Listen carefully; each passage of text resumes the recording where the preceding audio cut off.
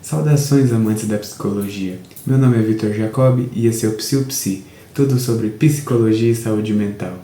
Estamos aqui mais uma vez com o nosso quadro Leitura Psi, em que eu trago algumas leituras que eu faço como uma forma de reflexão acerca da psicologia e da saúde mental. E hoje, mais uma vez, a gente vai falar sobre o Skinner, queridinho aí, e um livro que ele escreveu junto com o Vogel, confesso que eu nunca ouvi alguém pronunciar o nome, então desculpa a pronúncia equivocada, que chama Viva Bem a Velhice, Aprendendo a Programar Sua Vida. Antes, eu peço sempre para vocês deixarem uma curtida no vídeo, comentar o que vocês acham, se inscrever no canal, essas coisinhas aí de internet que a gente já está acostumado, tá bom? Mas vamos pro vídeo. E logo de cara eu preciso assumir para vocês que eu li esse livro em formato digital. Então me custa muito não ter o livro por ir falando e segurando aqui, batendo. Então finge que o livro está aqui. Eu vou dar uma colada aqui das minhas anotações. Mas esse livro é muito legal.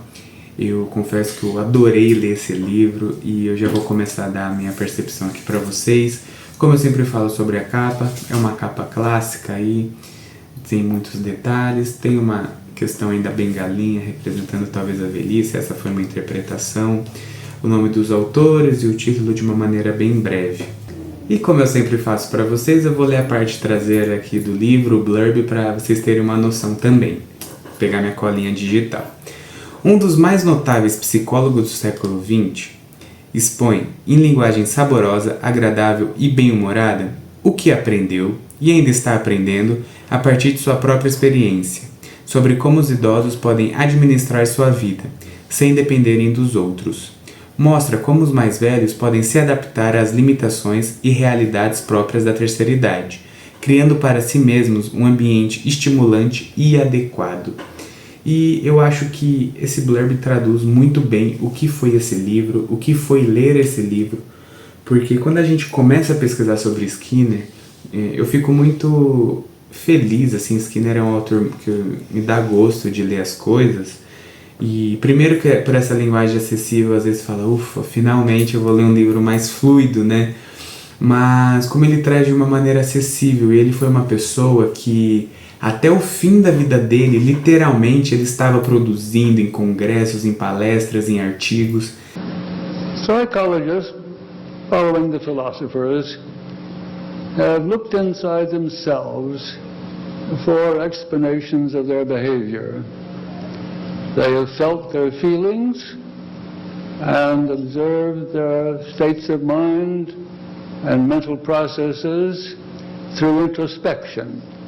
Então, eu imagino com bom gosto foi a escrita desse livro para ele e vivenciando com toda a bagagem dele de teoria e de prática comportamental e falando, poxa, estou sentindo isso, então trazendo também essa licença de falar, estou passando por isso, tenho esse lugar de fala.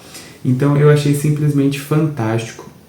É um livrinho bem curtinho, ele tem por volta de 130 e pouquinho páginas, 139, só que, né, no total dá bem menos, é uma linguagem acessível, ele fala sobre diversos temas envolvendo aí a velhice, sobre reflexões sobre o que é a velhice em si, o contato com o passado, até trazendo contrapontos com o senso comum e como que a análise do comportamento pode ver algumas questões, como que ele pode se organizar no dia a dia. Então, a análise do comportamento, por se basear nessa questão muito mais científica, é mais sistematizada.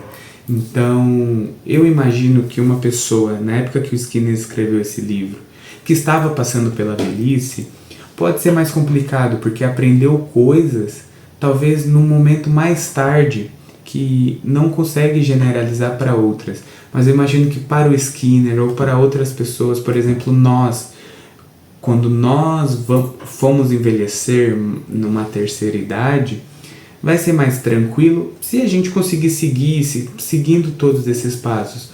Um exemplo banal que eu fiquei pensando muito é sobre os idosos atuais, que eles têm muitas tecnologias hoje que eles não tinham quando eles eram jovens.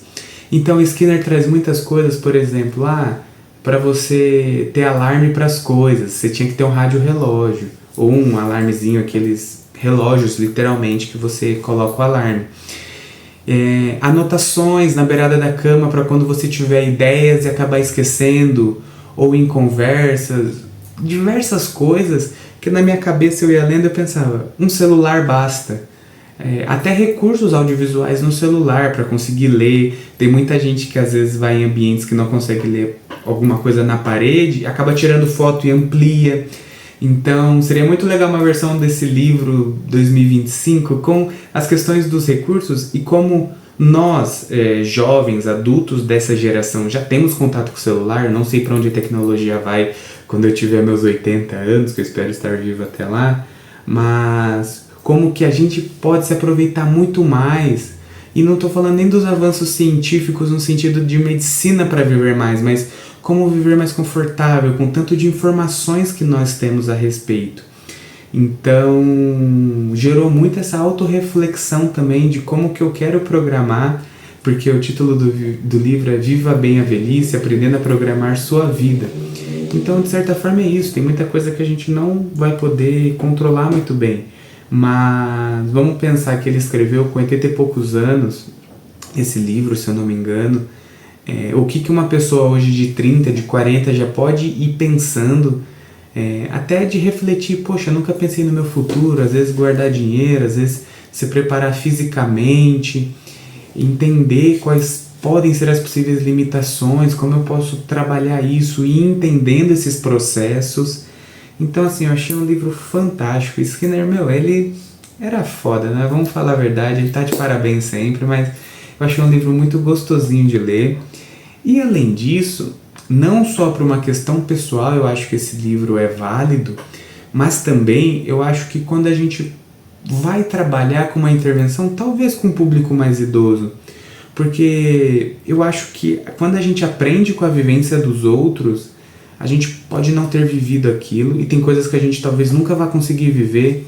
Um exemplo, eu posso atender uma mulher com filhos, mas eu nunca vou talvez conseguir ser uma mulher com filhos no papel de mulher na nossa sociedade. Ou quando eu trouxe do livro da Djamila, a gente entender a dor do povo negro, das questões que envolvem questões raciais. E então a gente lendo esse livro, entendendo as possíveis dificuldades que ele trouxe, pode ajudar a gente numa intervenção com o público idoso, entender essas dificuldades e já talvez ter ideias do que a gente pode ajudar para mitigar esses possíveis problemas que vêm com a velhice, para que seja mais confortável e seja aí um final necessário. Ele tem até um episódio, um capítulo do livro que chama Um Final Necessário, o medo da morte, qual é esse papel do idoso, esse final dessa trama, trazendo, ele gostava de citar às vezes questões teatrais, trazendo esse fim da vida, esse último ato, o papel do idoso, então, que é muito cultural, de sociedade para sociedade. A nossa pirâmide tem sempre se invertendo, tendo muito mais idosos do que jovens. Os jovens, todo mundo fala, não querem mais ter filhos, não querem ter nada, então a gente vai tendo muito mais idoso do que jovem na sociedade. Então, como que esses fatores culturais podem influenciar e como a gente pode ajudá-los a viver melhor também como terapeutas. Então, eu achei esse livro assim realmente uma leitura muito fácil, uma leitura, alguns pontos podem não ser tão fáceis, mas também uma leitura fluida que você vai vendo, você fala, caramba, realmente, e você vai até pensando, né, se eu tenho 30, 40, ainda tenho um tempo até essa velhice de fato que começa talvez limitações físicas, o que eu posso fazer? Acho que eu devo me cuidar mais realmente, talvez fazer mais esportes, fortalecer meu corpo, talvez a minha cabeça no sentido neurológico, o que eu posso fazer para melhorar esse nábio, sempre se manter aprendendo alguma coisa, relações sociais. Então, achei que foi muito fantástico nesse ponto, foi um livro realmente que me trouxe aí, falei, parabéns Skinner, quero sempre lê-lo muito mais. Então, eu acho que a minha percepção foi essa e eu queria trazer todos esses pontos aí para vocês. Claro que quando eu falo de Skinner sou muito enviesado, mas essa era a minha intenção, trazer um pouquinho de como eu me senti lendo esse livro. Eu sempre agradeço a vocês que dão uma visualização aqui pro canal, deixa uma curtida, um comentário, ou me vê pessoalmente, comenta que assistiu o vídeo, eu acho muito bacana. Eu agradeço a todos que ficam aí, companhia, ouvindo eu falar um pouquinho, e até o próximo vídeo.